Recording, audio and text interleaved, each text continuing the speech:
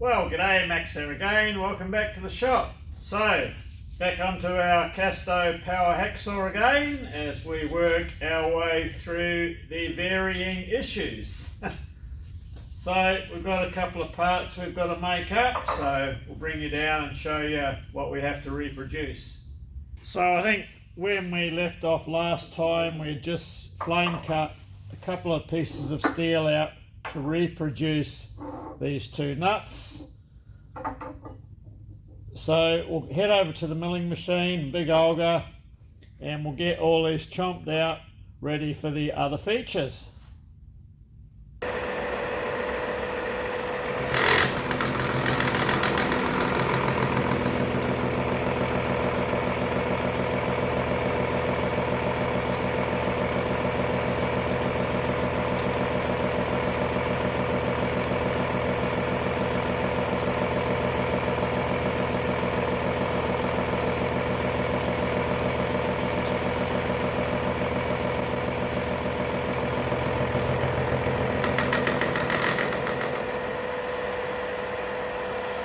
So we've just used our surface plate and height gauge to lay out our part to get the scribe lines all established so we can machine up to them to carry out the remainder of the machining.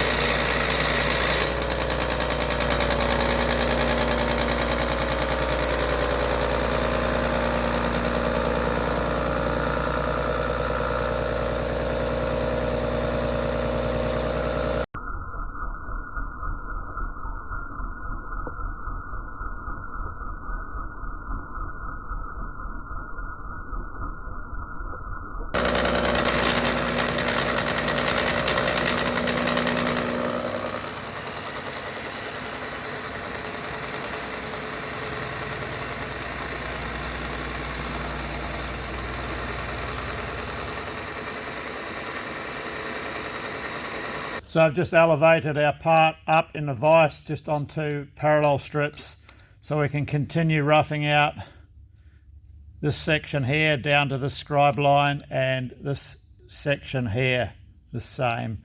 It was a bit too dodgy starting out from the height that we were milling up here, you know, to do it all without moving the part.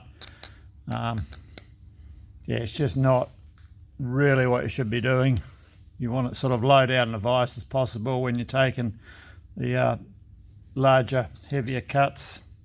So yeah, I'll just knock these corners out off camera, and what I'm going to do is just finish up to the lines with an end mill or slot drill, whatever I've got that'll reach that sharp-ish.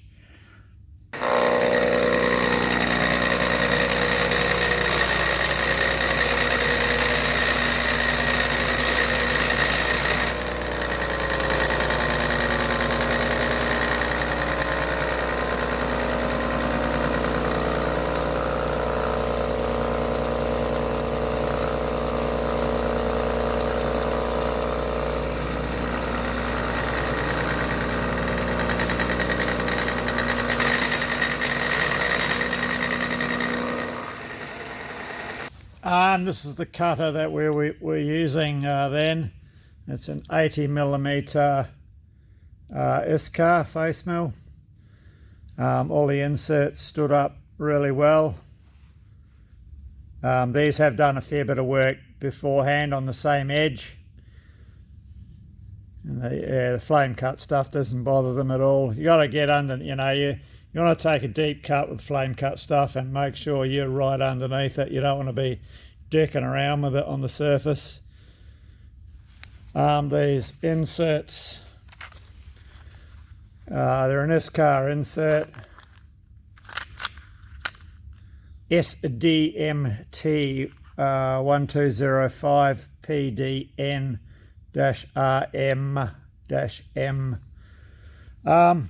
I'm guessing because these are for stainless, it's only the stainless section that's filled out there.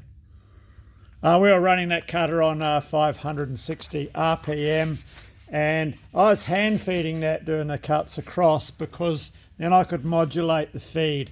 As we were entering and exiting the cut, I was just running at a reduced feed, and once we had, at least two inserts into the cut, and it stops that hammering then, and then I could really crank up the feed until we started to exit the cut, and then that's where I backed off the feed again. So, now I could have machined a lot of the features with them clamped together in tandem, but then it would have been a pain in the ass when we got to the last features sitting on the parallels there, so I didn't bother, so that's why I only just machined them singularly one at a time. So I'll get an end mill set up in this machine now, and we'll just take it to final dimension. While we were running that job, when I was doing the initial blocking out before we cut those steps, and I didn't get much film of that. I don't think I got any, I can't remember, because we were running the Bridgeport at the same time, as I had two of these things here to make. Just a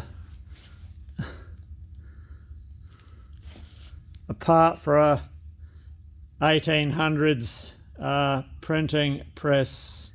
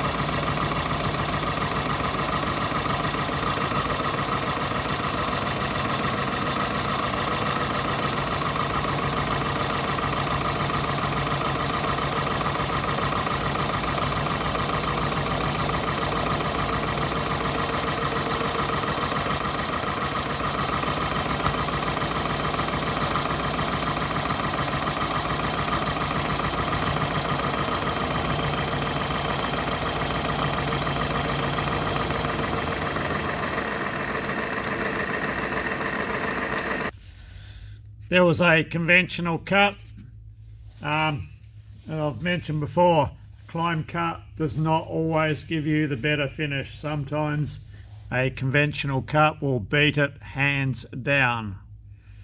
So we'll run this side through as a climb cut, and same with the other side, just a quick squirt of WD. We'll see the difference.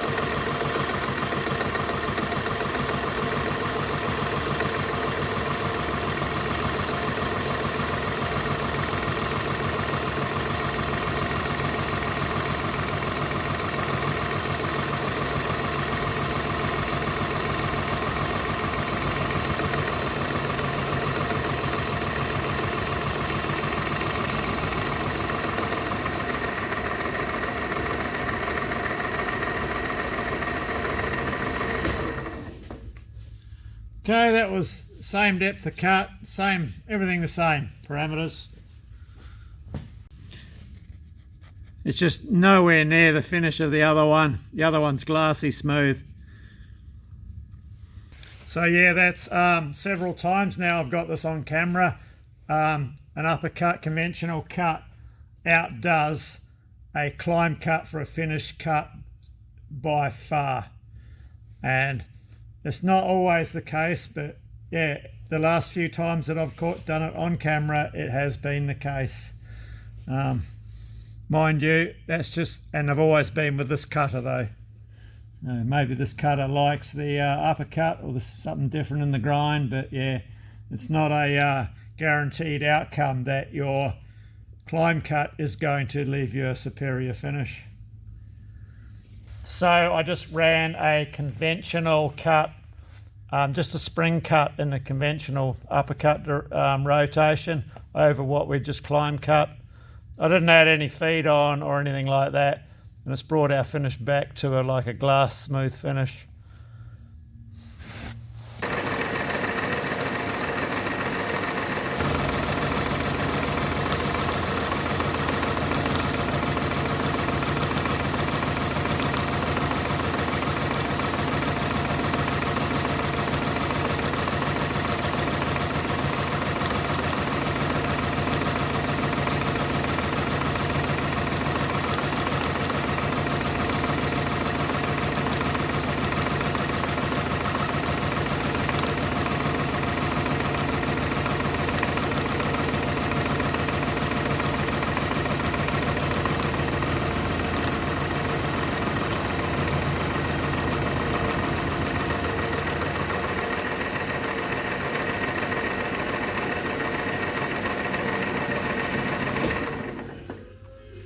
So yeah, looks straightforward, hardly a drama. Well, yeah, not quite the case. So we have this mystery slot. Now, I did not know what it was for, and then Ken from HMW 1972, his video channel, Ken mentioned it's quite likely it's for a guard to go through to protect the shaft, the screw shaft from the swarf from cutting. Now, I revisited the picture that I have in the parts book, although for a slightly different model machine, and that appears to be exactly the case. The penny didn't drop with me straight away, even though I've used machines in the past, turret lathes that have the same setup over these slideways to protect the bed, and that is exactly what it was for. So he hit the nail right on the head. So that's the first complication, is to get the slot through a piece of 2-inch thick material. This is an 8mm ish slot, although possibly slightly deformed. So I'm going to do ours a 6mm slot, and I think that will give us enough clearance for a sheet metal guard. You'll see exactly how that fits together when we do our final assembly. So that's that taken care of. The next issue is the thread inside, regardless of what thread we put inside. Square thread, acme thread, trapezoidal thread. At the end of the day, it doesn't make any difference. The problem is, because we're making our new ones out of steel, that means we have to put a bronze bush inside. Now, quite here, there's not a great deal of room for a bush. So we've got to make a bit of a bush with a head on it, or something, or a bush that screws in or something, to maintain the strength of the bush due to this weakened area here. And then on top of all that, we've got to work out the dimension that this hole goes in. And now this hole has to be in the right dimension in relation to this flat, which can be picked up. Well, the only way to pick it up is through measurements. Let me bring you around. Yeah, so the only way to determine that is to get a measurement from the top surface back down to the center, and then measure it from the top of our new nut, adding in the clearance between the top of the nut and then the jaw comes across here. So there's a bit of jiggery pokery to do in the measuring, but we did manage to determine a measurement, and as long as we're inside 1/2 mil, 20 thou, we're going to be in a good position. So that took a fair bit of nutting out. Plus I also had to dummy up the jaws, reassemble everything with this screw inside, so I could get my head around how this thing actually works. And it's looking like either jaw can be the movable jaw. One can be, you know, the front jaw can be movable, and it can also be the fixed jaw, same with the rear. Both jaws in tandem can be positioned anywhere, so that means your blade isn't always cutting in the same spot.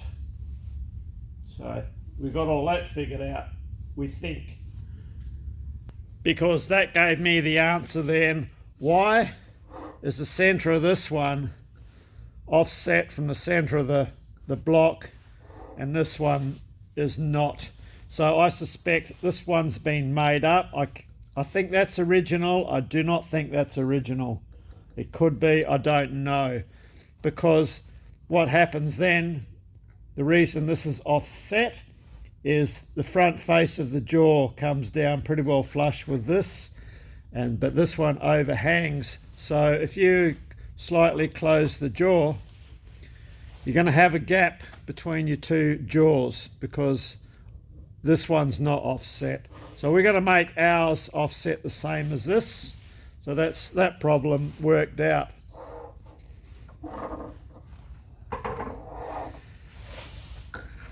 The next issue is, this is a 20mm thread, goes into there, where you think, oh yeah, no dramas whatsoever.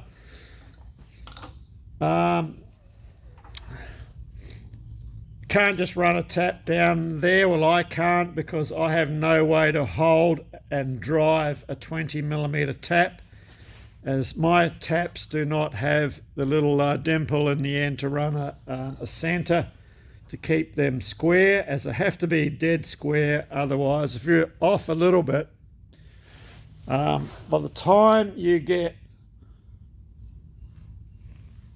all the way up here, you're going to be off a mile.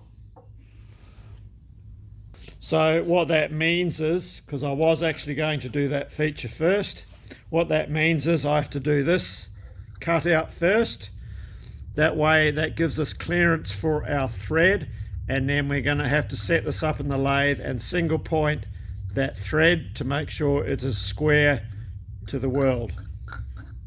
Otherwise this will sit at an angle and not function as intended. Once that's done, yeah, then we can address the headache of how we are going to tackle this thread. So let's head over. I think we'll do the slot in the Bridgeport. I was thinking about this getting, thinking about getting this cut out on a wire EDM, as our part is 50mm, 2 inches wide. That way I'd just have to drill one hole through and send it out. But the guy up the road that's got the wire EDM machine, I've lost his contact details and I don't know his address.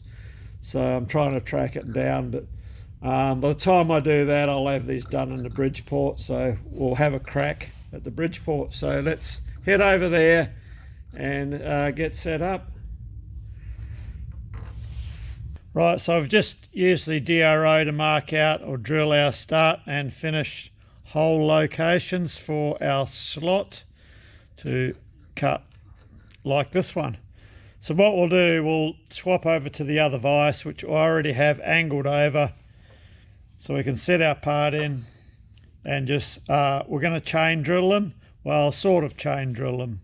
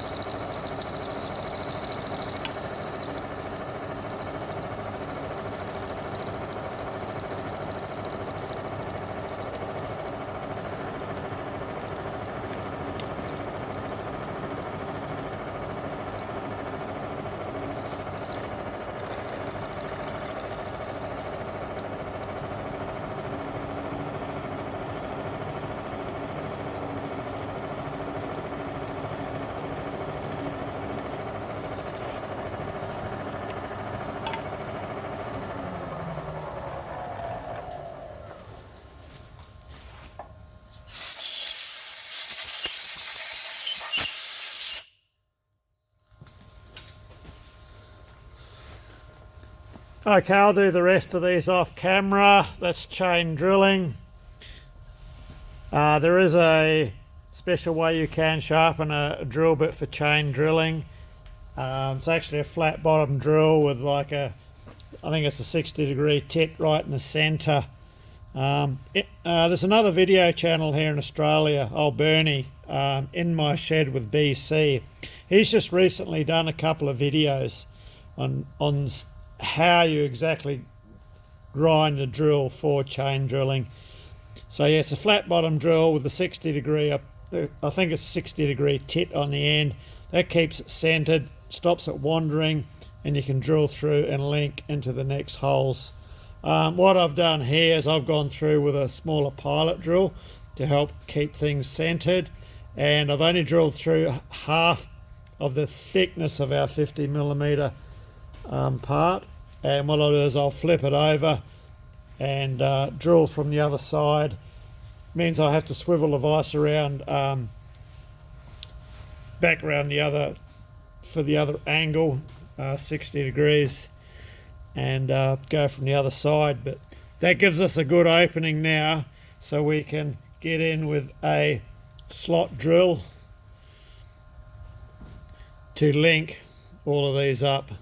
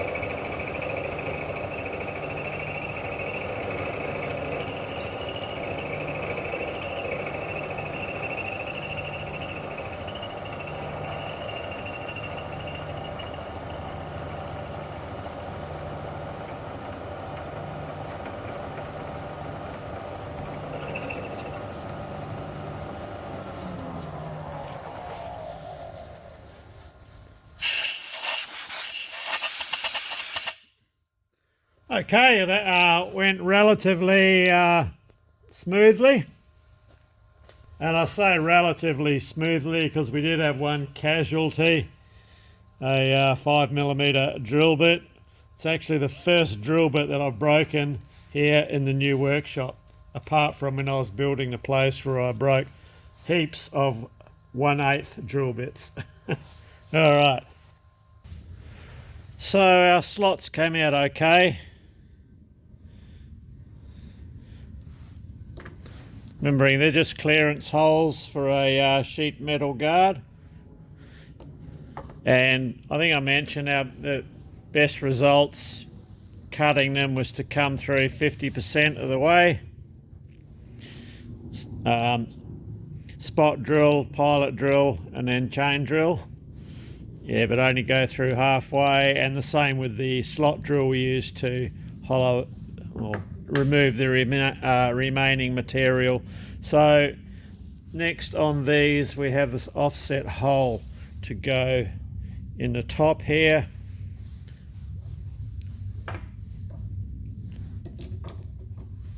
So it has the same offset as this one here,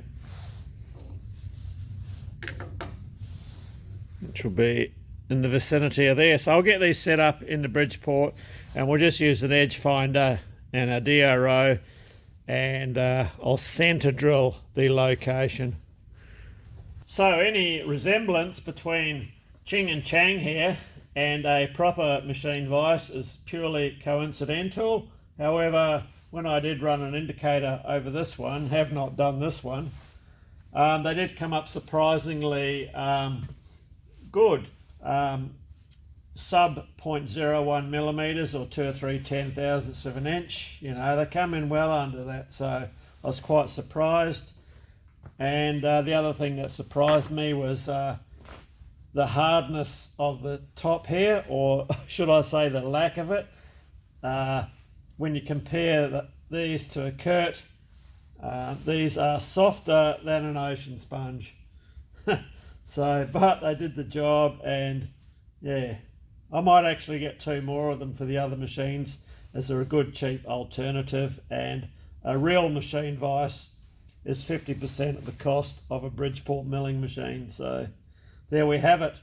So let's get our hole locations sorted out.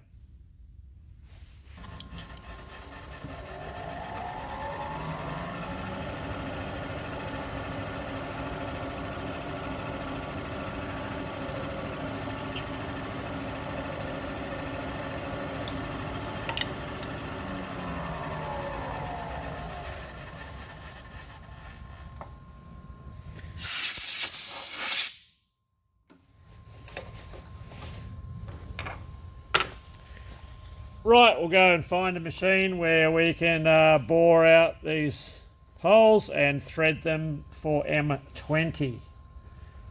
Okay, now for something completely different, I thought we'd use our lathe faceplate to set our part on to get our M20 hole put through here. You don't see much faceplate work, and I haven't done any myself in a very long time, so more often than not it is easier, if you are able to, is to dummy up your setup on the bench. Sometimes you can clamp it down on the bench and then transfer it to the lathe, depends on the size of your parts. So we can get this set up in the lathe and get it centered and everything tightened down. Okay, so we can just bring a center up close to it now. I'm just using a dead center. Find my hammer. We'll just tap this around till it's close.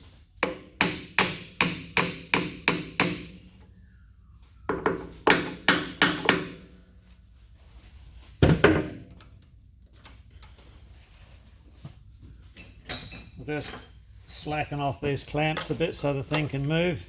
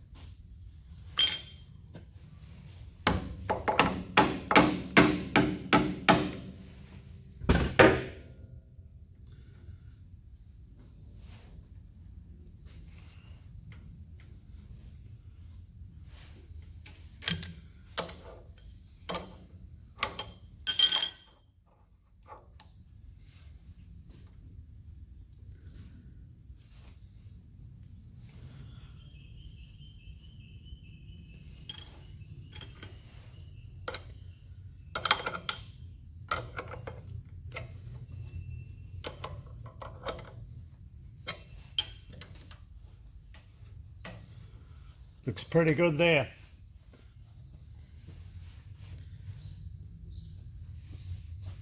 Okay, I'll just put the lathe in a low speed. And we can do these clamps up.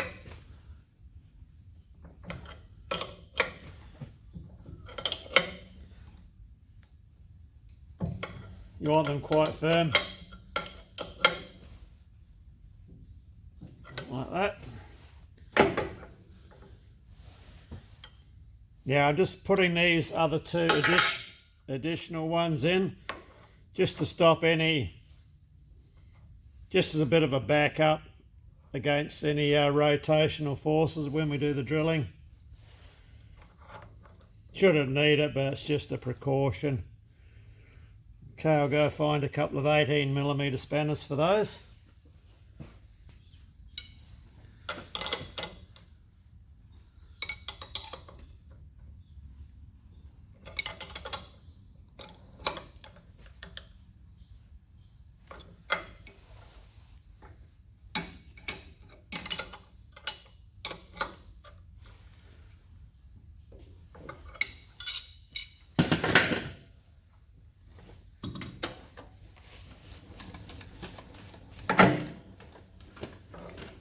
Okay.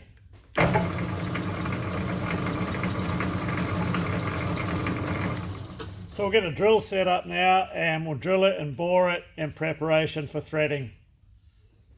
Right, we'll get a pilot drill through first.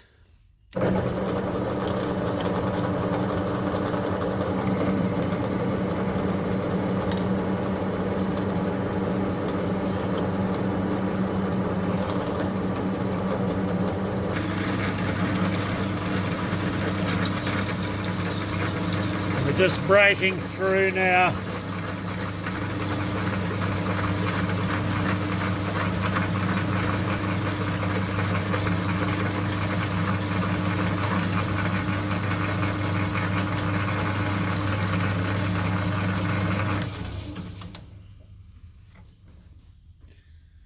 Okay, we'll get a boring bar set up. I'll take a cleaning cut through, then we'll get a size. We are running the lathe at a reduced speed because of the imbalance issues with what we've got going on here, as our part is off center. And I'm not going to worry about counterweighting it, it's not much.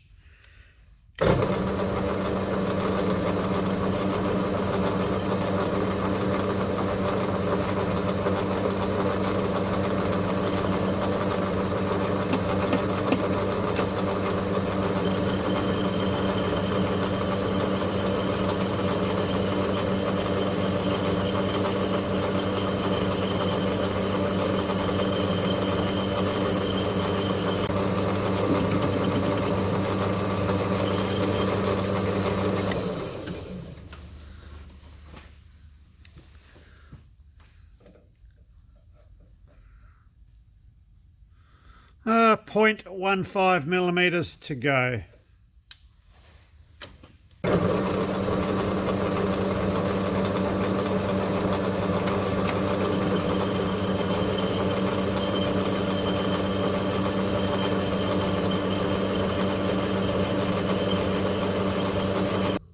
Uh, 0.03 to go. We're within the range where we need to be, so I might just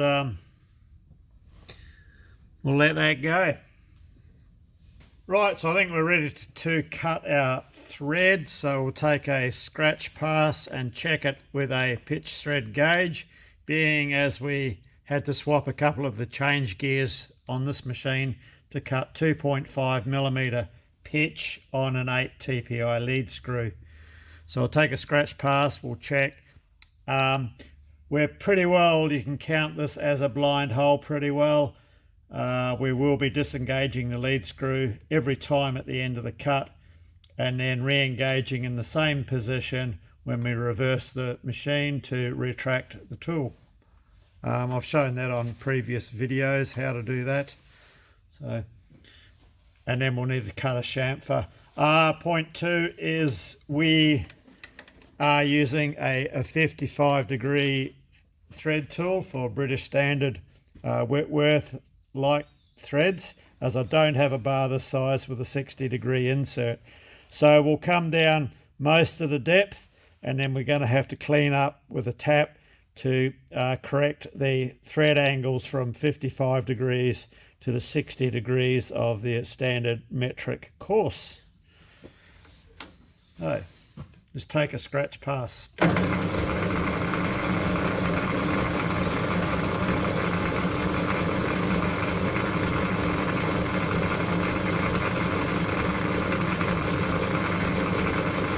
And I just wait for my number to come around.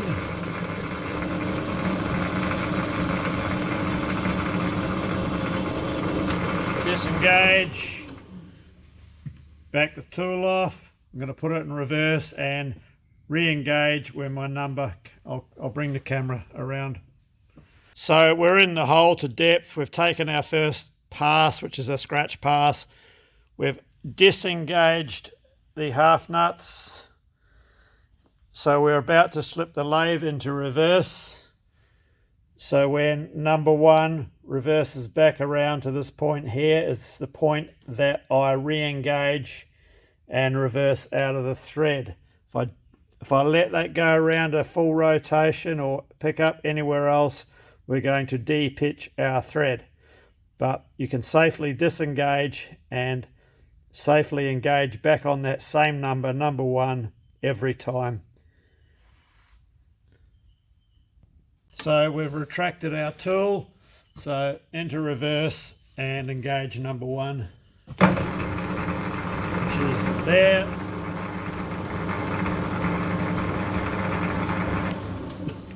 Okay, that scratch pass is pretty light.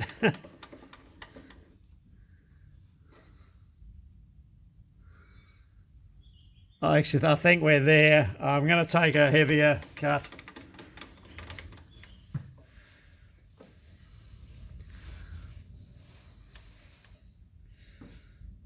Okay. Making sure we're properly engaged. Yeah, you sort of, when you got to stop, once you get out of, well, you got to be in a routine, otherwise it's very easy to mess up doing it this way.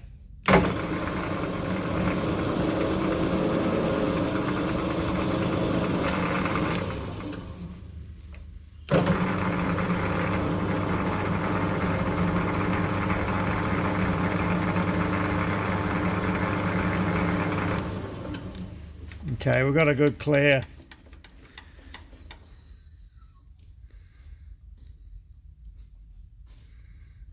Difficult to see, but there it is, 2.5. Okay, away we go. Squirt a thread oil in there. Get my head in the right space and let's crack on.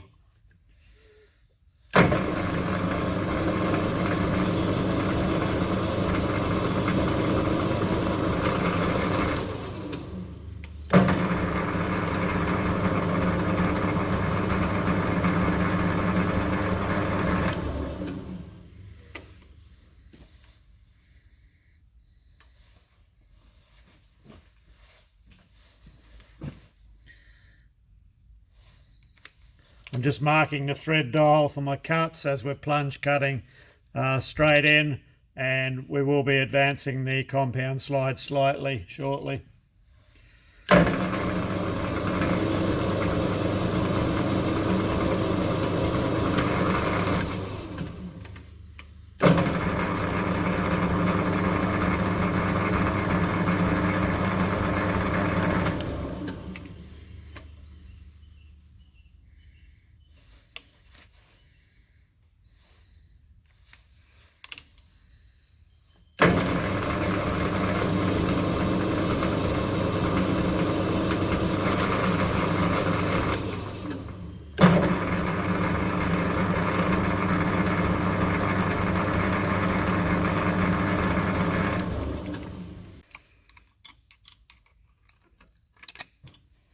Bit more oil.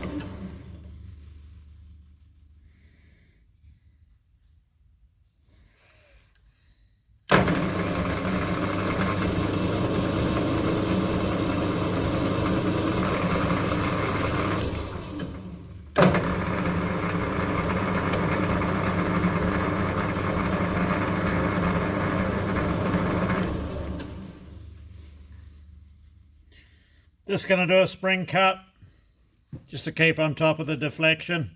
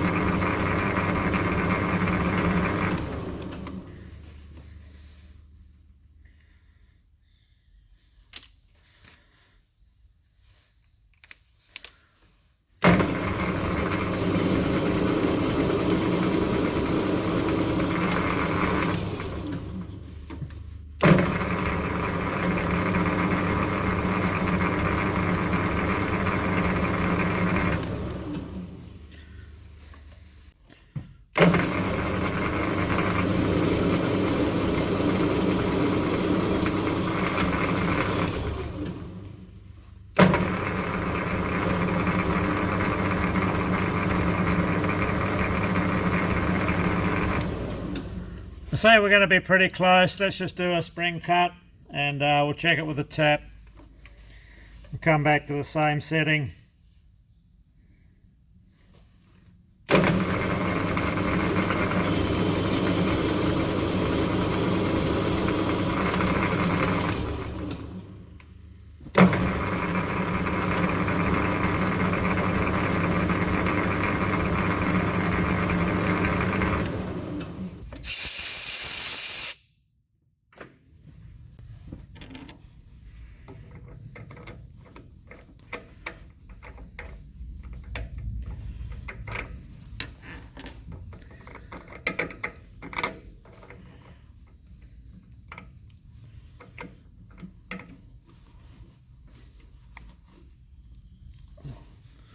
So we're pretty close. Make use of the tailstock chuck.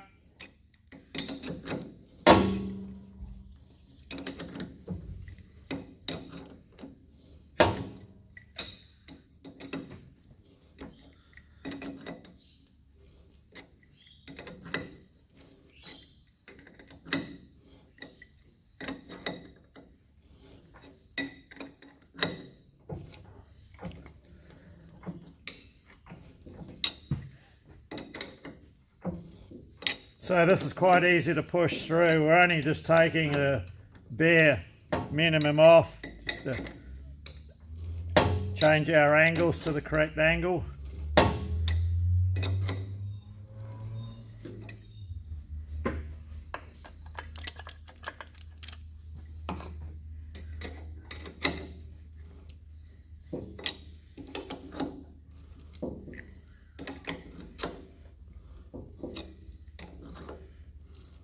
And the tailstock chuck will keep the tap running true.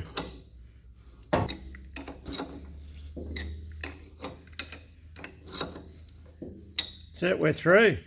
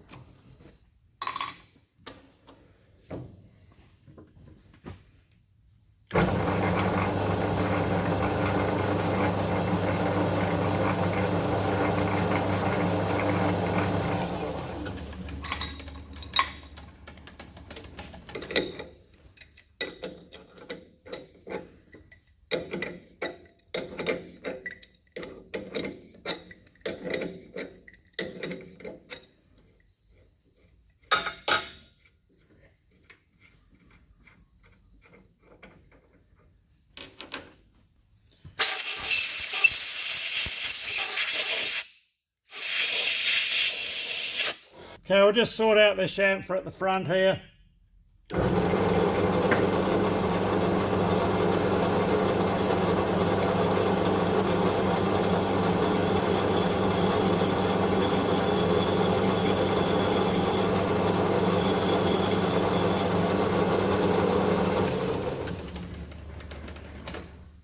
there we have it. Job's a good one. Okay, we can get this one out and the next one in. Yeah, so perfect use of a faceplate for this sort of part like this. Far quicker to set up than 4-jaw chuck or any other way. So yeah, it's pretty well instant. Tailstock aligns it, just clamp it in place, and away you go. So I'll get this one done off camera. It's going to be exactly the same as the one we've just done, and then we'll bring you back when we're up to the next operation. Well, okay, I think we'll bring this one to a close here. This is quite an appropriate place to finish up. So far so good with our blocks. So yeah, next time we're going to be up for one will be, as far as I know at this stage, we're going to bore and put a bronze bush in one of them, which will be for this side.